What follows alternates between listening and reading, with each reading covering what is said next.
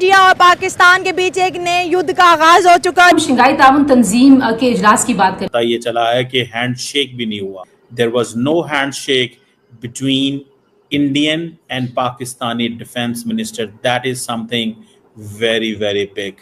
Shake hand matter करता है? Matter करता है, अच्छा, बिल्कुल मैटर करता है। ये छोटी छोटी चीजें बड़ी मैटर करती हैं, क्योंकि ये आगे बड़ी चीज होने में रास्ता दरवाजा बनाते खोलती हैं। है। ठीक। इस चीज को थोड़ा सा देखना चाहिए। मैं जाती तौर पे इस चीज का हामी हूं कि हैंडशेक तो होना चाहिए था। पहली मर्तबा नहीं हो रहा, और ये मेरा ख्याल है बड़ी ज्यादती है। इस दफा जो मॉडल है वो हाइब्रिड मॉडल है, मतलब हम दोनों मुल्क जो है अपनी जंग चाइना के अंदर लड़े हैं।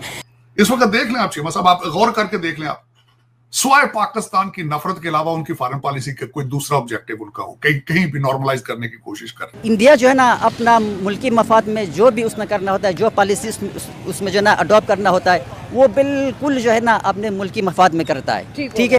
तो दर हकीकत चीमा साहब, आप एक one sided one way relationship दुनिया से रखना चाहें तो ये आपकी पॉलिसी नाकाम हुई है।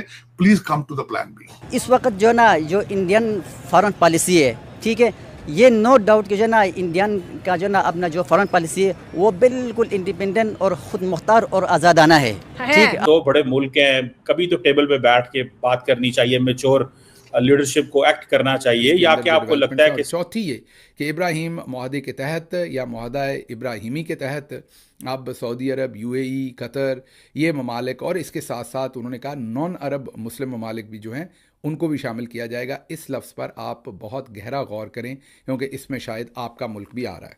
अगली खबर जो है वो इसी से रिलेटेड है, आपको समझ आ जाएगी, जिसमें बिल्ली थैले से बाहर और शहबाज शरीफ थैले के अंदर। मार्को रूबियो बाहर बिल्ली को घंटी पहनाने के लिए खड़े हैं। अखबार अब लिख रहा है कि फील्ड मार्शल साहब के साथ मुलाकात सदर ट्रंप ने की थी, जो उसमें मामलात तय हुए थे। उसके बाद अब मार्को रूबियो जो अमेरिका के सेक्रेटरी ऑफ स्टेट हैं, मतलब के वज़ीर ख़ारजा हैं, उन्होंने शहबाज शरीफ से मतलब दूसरे लफ्ज़ों में उन्होंने अपने जो हमपल्ला वहाँ पर आदमी हैं उनसे बात की है। मतलब हेड ऑफ़ स्टेट तो आपको पता है फील्ड मार्शल साहब ही हैं, वो हेड ऑफ़ स्टेट के साथ मिले हैं ट्रंप के साथ, और जो अर्दली है उसके साथ अब वज़ीर ख़ारजा ने बात की है। और ये रिपोर्ट कर रहा है टाइम्स ऑफ इज़राइल और रॉयटर्स, दोनों ये खबर रिपोर्ट कर रहे हैं। दोनों मुस्तनद इदारे हैं। रॉयटर्स तो खैर बहुत बड़ी दुनिया की न्यूज़ एजेंसी है, प्लेटफॉर्म है। वो ये बता रहे हैं कि इन दोनों की बातचीत हुई है कि कैसे ईरान और इसराइल के साथ मामला ठीक करने हैं। इसमें अब ईरान का लफ्ज़ इजाफी समझिए, क्योंकि ईरान और इसराइल की क्या बातचीत होनी है वो तो ईरान खुद ही डील कर रहा है। शहबाज शरीफ साहब ईरान के थानेदार तो हैं नहीं कि वो ईरान के इसराइल के साथ मामलात पर इनके साथ नेगोशिएशन करें। असल चीज़ पर फोकस कीजिए कि इसराइल के साथ मामलात नॉर्मल कैसे बनाने हैं, इस पर बातचीत हुई।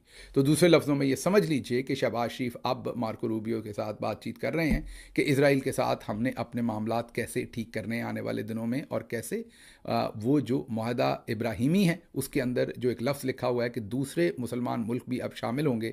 आप समझ लीजिए कि हमारा तज्जिया यही है कि ये जो फ़ोन कॉल है ये उसी बारे में है और उन्हीं चीज़ों को आगे लेकर अब चला जाएगा।